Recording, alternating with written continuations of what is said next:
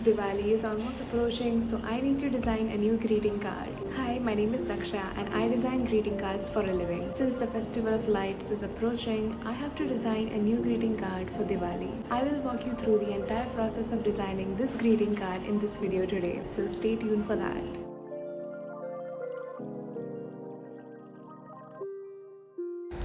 Okay, so fun fact, this video was actually filmed back in August, and I did that because usually the greeting card deadlines are earlier than the actual event. For example, the Christmas cards that I design, which happens on December, are to be submitted way before, which is 3 to 4 months before. So since Diwali is in October, I had to design this few months prior, which is why you might have noticed, or maybe not, the date on the iPad. It's in August. I am so glad I can finally share it with you. So I started off by making this greeting card design lettering heavy. There is a diya in the middle which complements the lettering, as well as has a place for the word Diwali to sit on to. I love the message warmest Diwali wishes because all the diyas that light up during this festival give so much warmth to ourselves, which is why that is the inspiration for this greeting card. Initially, I had just written the quote as it is, but right now I am finalizing the letters to make them even more perfect.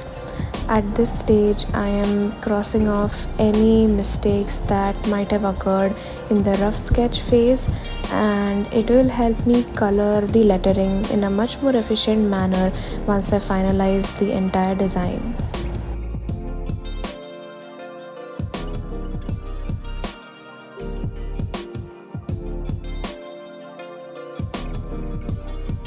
Now I'm moving on to colors. This is a very experimental stage as a greeting card designer, and considering the fact that this is an Indian festival, I do want to bring very warm and bright tones into this piece of art. It is important for me to choose colors which reflect the festival itself, which is why I'm going back and forth trying to make the perfect gradient behind. Moving on to the diya, it is a very simple brown color, one of the most common diya designs that you see.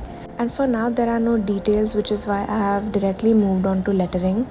Before adding textures or tiny details, I always lay the flat colors and experiment what looks best overall.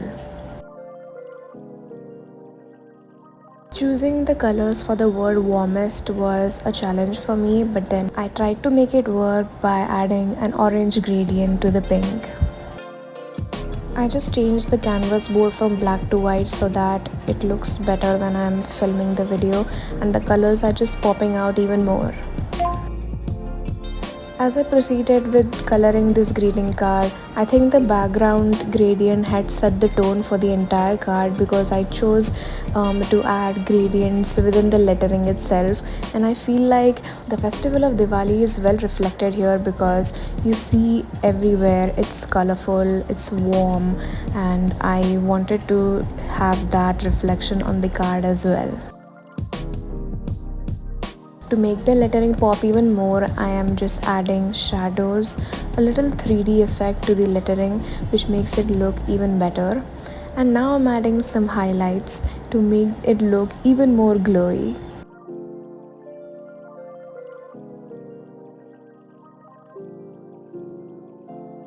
Instead of adding lines as highlights to the word Diwali, I decided to add tiny dots, which represents the light that we put in our homes during Diwali.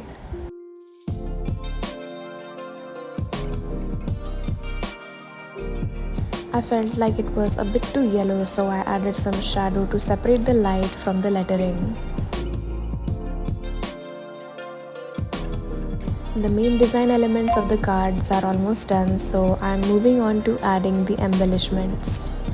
Tiny details like this around your lettering and illustration really elevate the tone of the greeting card because it gives a variety of sizes of elements. I feel like adding sparkles and stars in a Diwali card was just the perfect choice.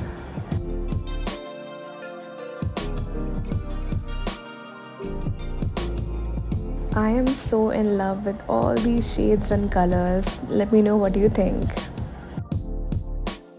Alright, you've reached the end of the video. I had so much fun designing this greeting card and I hope you had fun watching it.